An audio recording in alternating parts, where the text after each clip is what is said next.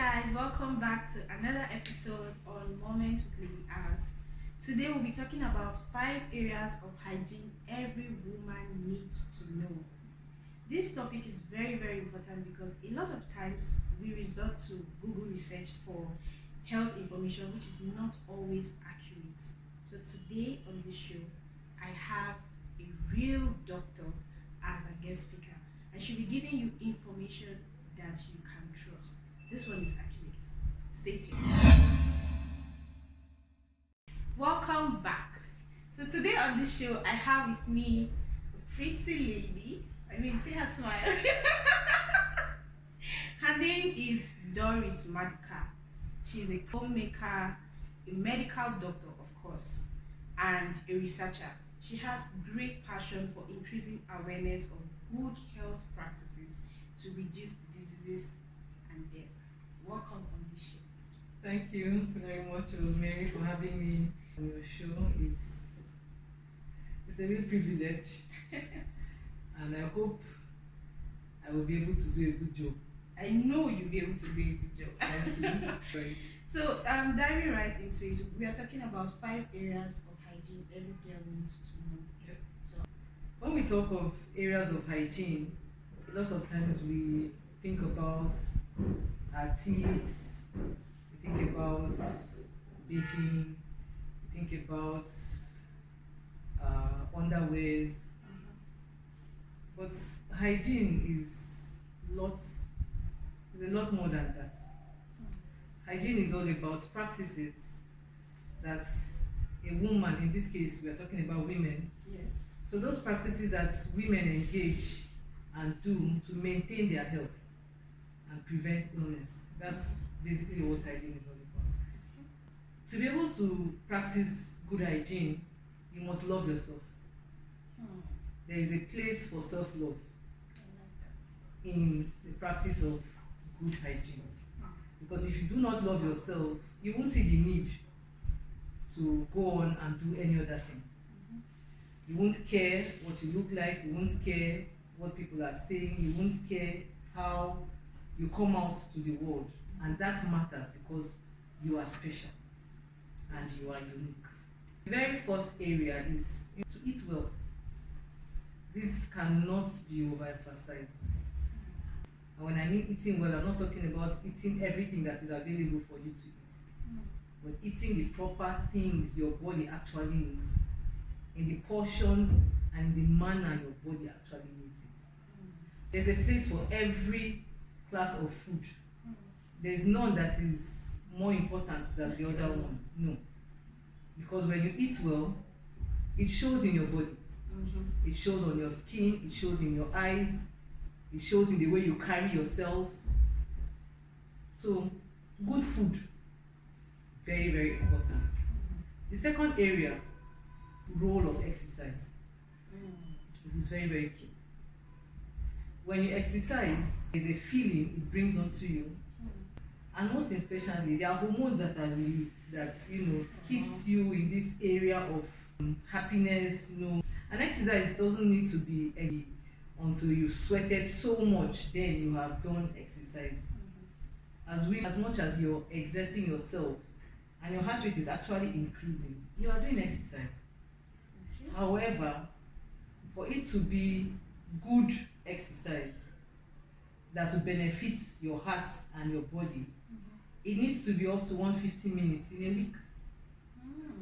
So you share it.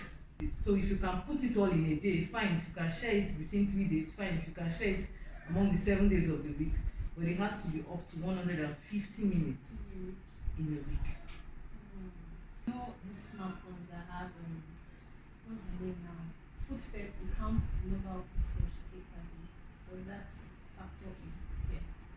It may, depending on the intensity of your work.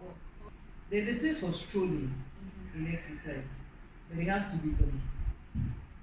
So if your footsteps actually cover up to that, then I guess you're good to go. For women, there is a particular type of exercise that is important. We call it the Kegel's exercise. What it entails is, just imagine yourself being pressed. and trying to wee Oh.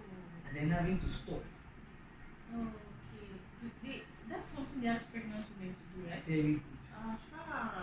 So I when see. you do that repeatedly, you do it sometimes in the morning, you do it sometimes in the afternoon, you do it sometimes in the evening, you are building up that The muscle area. Yes. You can't see it. And nobody would know that you're doing it. Why it's important is because we have pelvic muscles. You know, these are the muscles that hold in place our reproductive organs.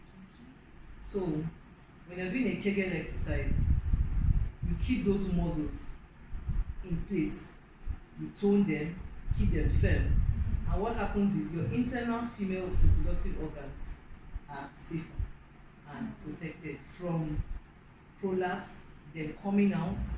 Yes, we have seen cases like that. So what does internal organs come out through the vagina? yes, so you can have a case where you have the cervix Wow. coming out through the vagina, or you have the weakness of the vaginal muscles. Okay. When you do Kegel exercises, it strengthens that whole area. Kegel exercises, even men can do it. Anybody can do it. And you don't need to be standing or sitting. You don't need a particular posture to do it. So what it will help in childbirth, it will help even after childbirth, and it will help even into menopause. So the third area is her breasts. Your breast is special. It's your property, and you have to take care of it. It's not meant for everyone to see. It's not meant for everyone to touch. So it's a very delicate area. Yes, very. I remember when I was growing up, and I was just beginning to develop breasts. I had my brothers around me, and we were playing all manner of games, and it was.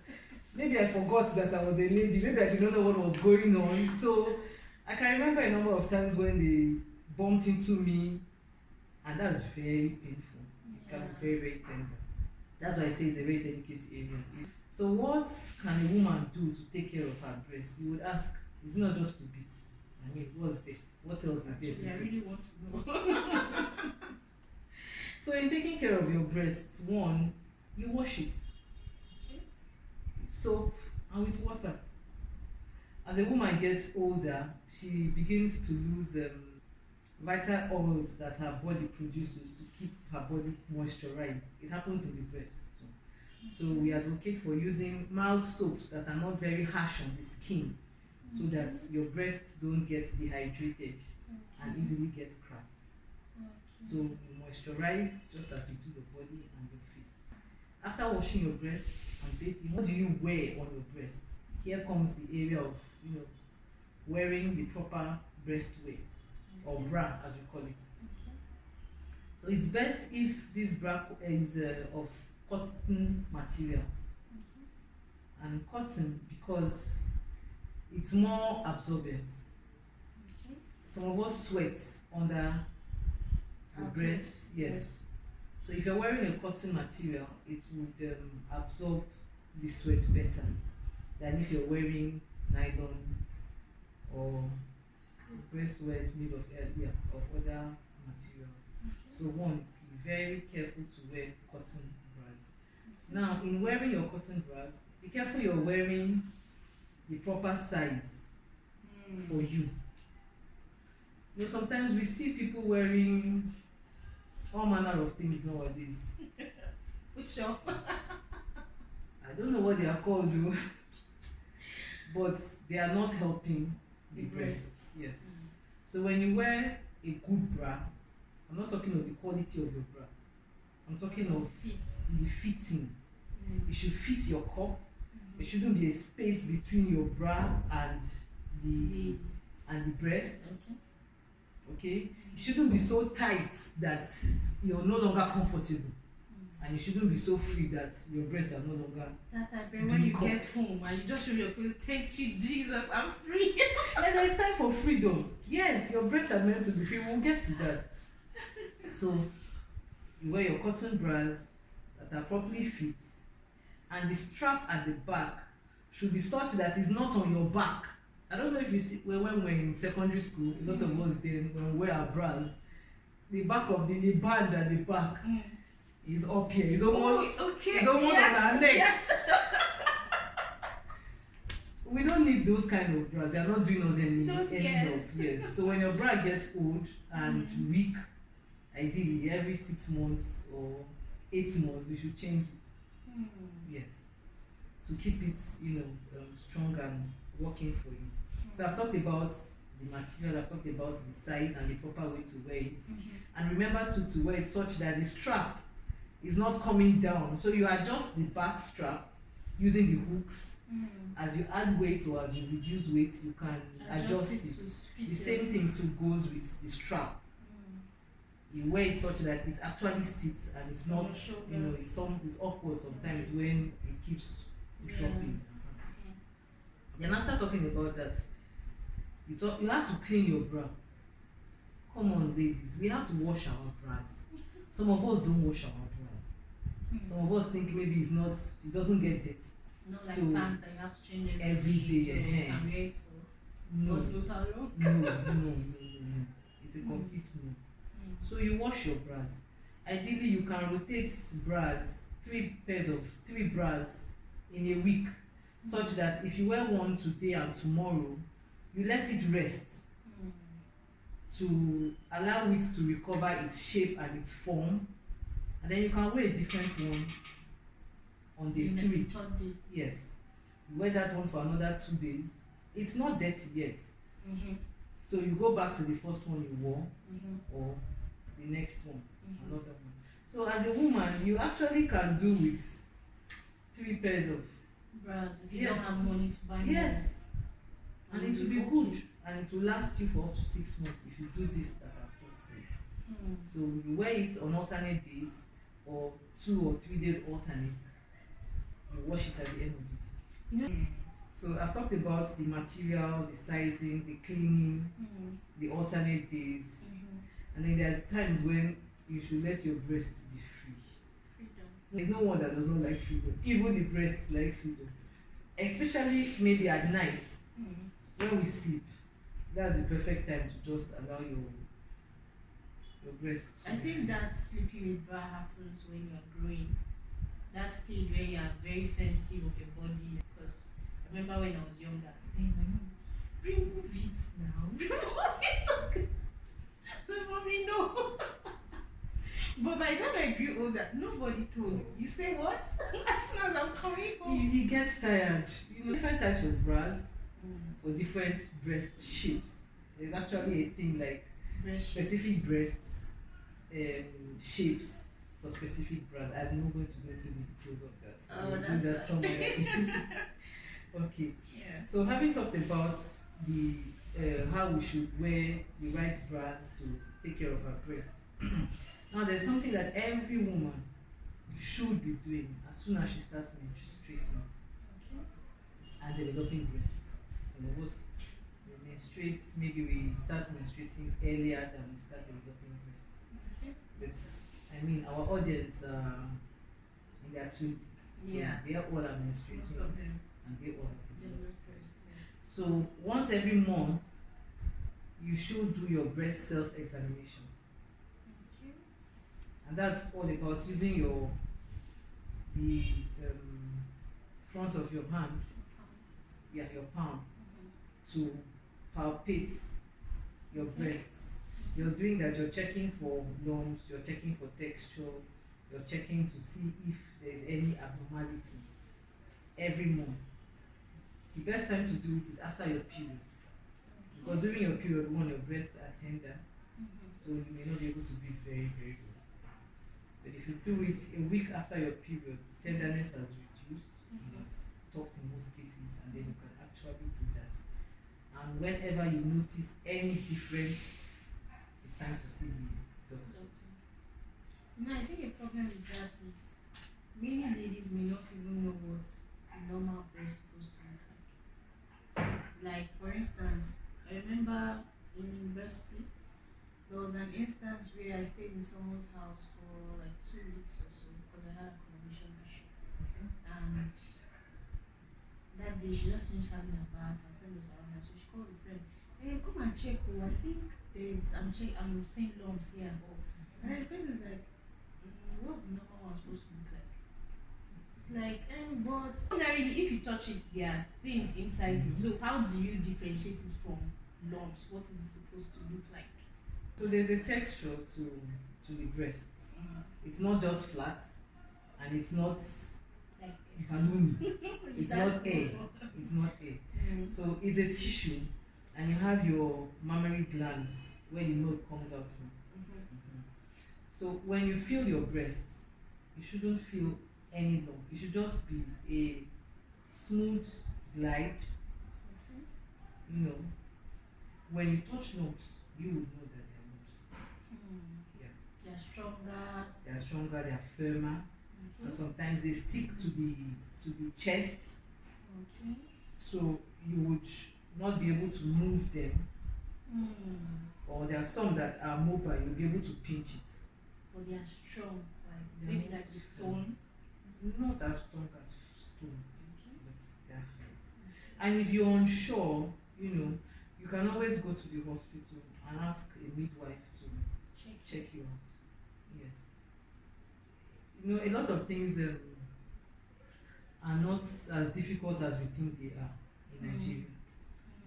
Rarely would you see a young woman come into the emergency or the outpatient department and say that all she wants is just to learn how to check her breast. I mean, if you see that, nobody's going to ask you anything. Or turn you away. No, they won't turn you away. They will actually teach you. Because, come on, it's something that nobody sees.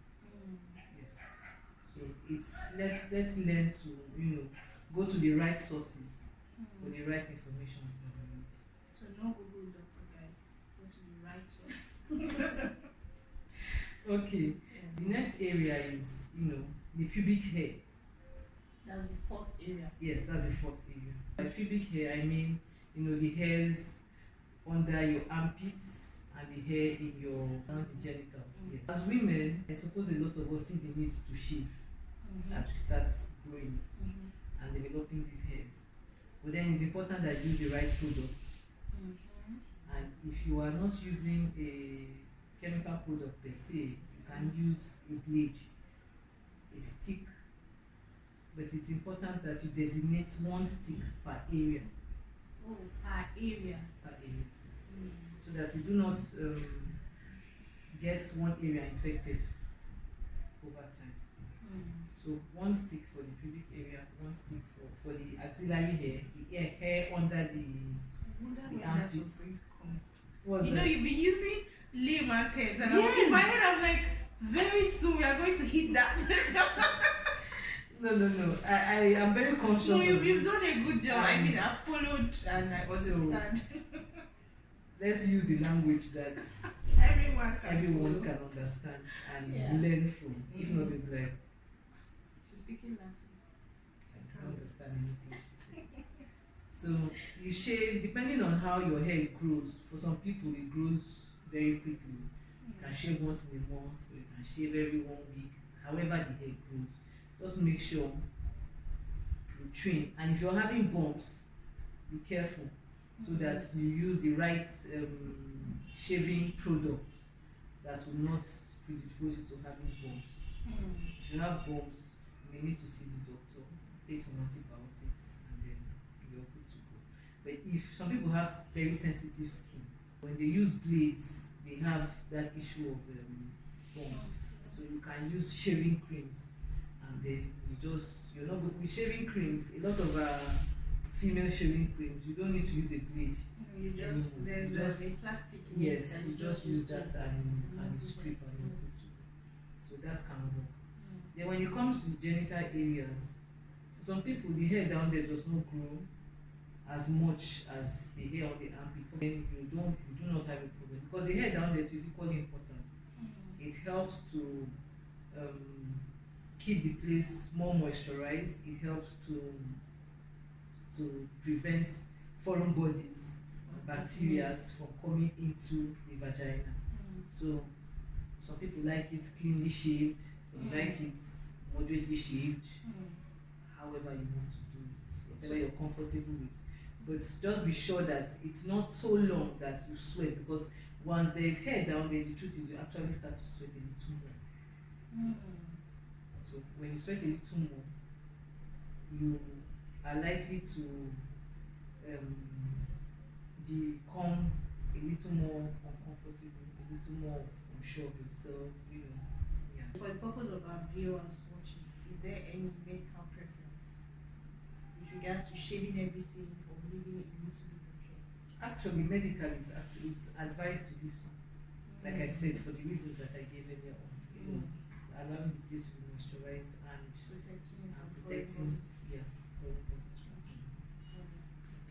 So the final area, which is where everybody, I believe, has been waiting or was expecting me to start from, is the vulva and the vagina. The vulva comprises of the two lips. I don't want to go into the details of the medical terms. No, those lips down there, and then there's a little area we call the clitoris, then the urethral opening, where it will comes out from. So just like every other part of our body, you need to clean it. You need to wash it with water. Yes, you do not need a very strong soup down there. You just need little water and mild soup to wash it and keep it clean. And then it's very important to talk about how we clean as women after using the toilet.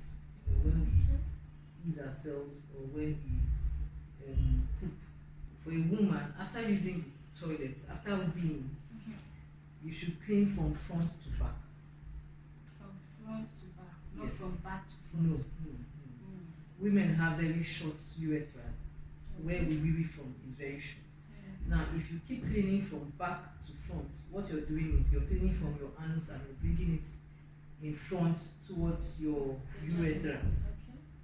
And there is a high tendency that you're going to get yourself infected with whatever it is you're bringing from the back. So it's always advisable. The proper way is to clean from front to back. And peradventure you did both number 1 and number 2, which is peeing and pooping. It's best to clean it separately. So you clean the front and then you clean the back. Then you're good to go. The vagina, on the other hand, that's the muscular tube that we have as women. It begins from the end of the cervix to the vaginal opening. Now, it doesn't need to be cleaned. It cleanses itself. Yes, it's during reproductive cycle and menstrual cycle, it's the vagina just cleaning itself with the different discharges that come out at different times. If you are being observant, there are some that are like pap, there are some that are stretchy like egg whites, Then there are some times that there's even nothing. So those discharges are normal in every woman. In as much as it's not smelling or it's not colored, you are very, very good to go. So there have been instances where people talk about douching, steaming, even while bathing, some people go as far as inserting their hands and helping to clean. It's not necessary. It's really not necessary because, like I said, it cleanses itself. So what we do, or what happens in those times of douching and steaming, is the natural microorganisms that grow in that place naturally. That's how God created it. When we douche and steam and use our hands, you're altering that place and you're altering that flora. And by doing so, you are predisposing yourselves to more infections. Yes. So there is no need for any woman to try to douche and steam and the issue of wanting the down area to smell wonderfully is really not necessary. It has a natural odor of its own, unique to every woman. So you should get to know yours and be comfortable with it. In as much as you're practicing every other thing, bathing at least once in a day, and not using harsh soap, you're good to go. Except if, like I said, there is discharge that is foul smelling, Color. badly smelling, yes, Yes. or color, then you should go to the hospital, you should see the doctor. That's very, very important, because there are so many products out there that are selling and causing a lot of confusion and chaos, and women are thinking that we need to keep cleaning, and you're not dirty. Different parts of our bodies have different floras. Our mouth has microorganisms that are resident in our mouths. It's normal. The alimentary canal has sorry. What's alimentary canal? Okay. The digestive system has. Okay, I can The relate. anus has. The anus has rather. And then the vagina too has. So it's just gets acquainted with, yes, know the smell, know how it feels, and then you do not have any problem whatsoever. I must mention the place of pap smear when talking about female hygiene, and that is because the incidence of cervical cancer is quickly on the rise, and a lot of us do not even know what it is all about and how we can play a role to prevent falling victims. So every woman between 9 and 12 should actually take the human papillomavirus vaccine to prevent cervical cancer. From the age of 21 to 29, you do this test every 3 years, and above 30, you do the test every 5 years.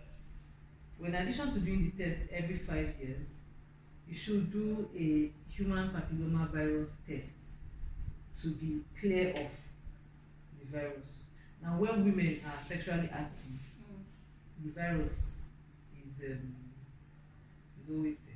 It's very common in people that are sexually active. At the age of 30, it begins to reduce.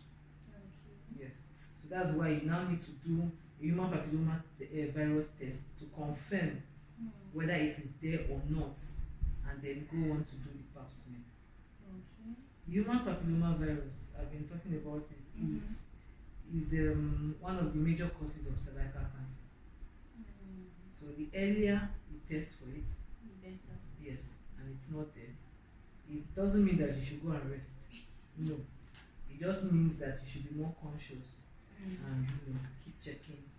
Just before you go on, this pap smear, I'd just like you to tell our audience what it looks like, just to help these ladies to protect themselves against issues of sexual abuse. So if you go for a pap smear, what does it look like? What are the health professionals supposed to do?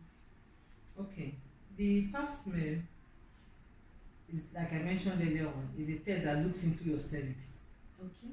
So there will be a gadget that would enable the health professional to look into your cervix.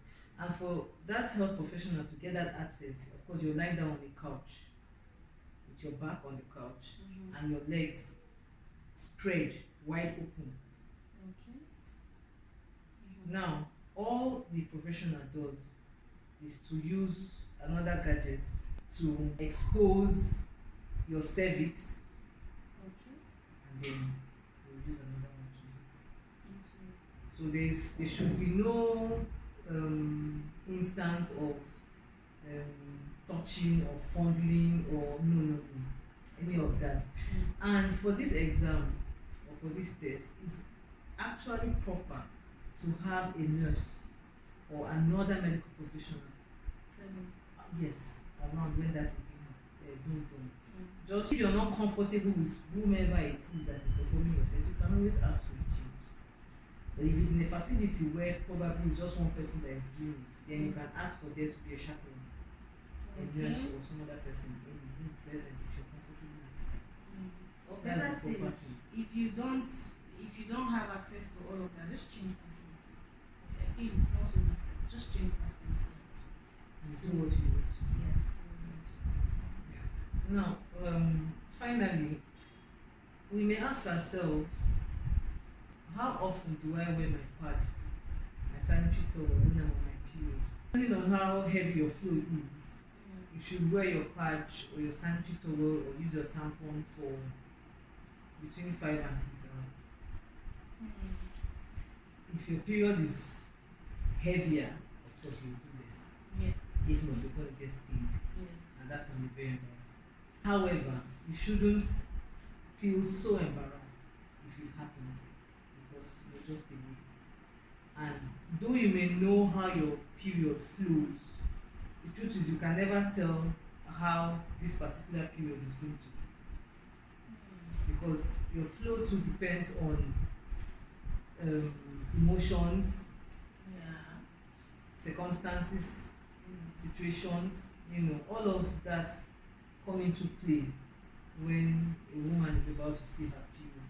So just hold your head up high, look for the nearest restroom, and you do what you need to do. And the truth is, in that kind of situation, ladies are, it's like this gang up. Once a lady notices, yes, like they are all for you. I've had so many stories like from friends, getting stained, and the lady's like, don't worry, just take this scarf and just go. The urgency of the situation demands that you sacrifice that scarf. So just take it and go, no problem, you understand? Alright, so I think with all this we have addressed all the areas that a woman should look into to be healthy, to be fit, to hold herself high, and know that, come on, I'm special, I'm good, I matter. That's all that is necessary, that's all that is important. And always remember that you have a purpose, and with being who you are as a lady, as a woman that God created you to be, there is so much you can still give into the world. So much. So do your part, and the rest will take care of itself. So guys, she has given us so much more than I thought I would hear. I thought it was just going to cover the breast, the vagina, the health, the exercise, but if you didn't get anything from this session, understand that you need to, if you are between the age of 21 to 29, then you need to carry out the pap smear.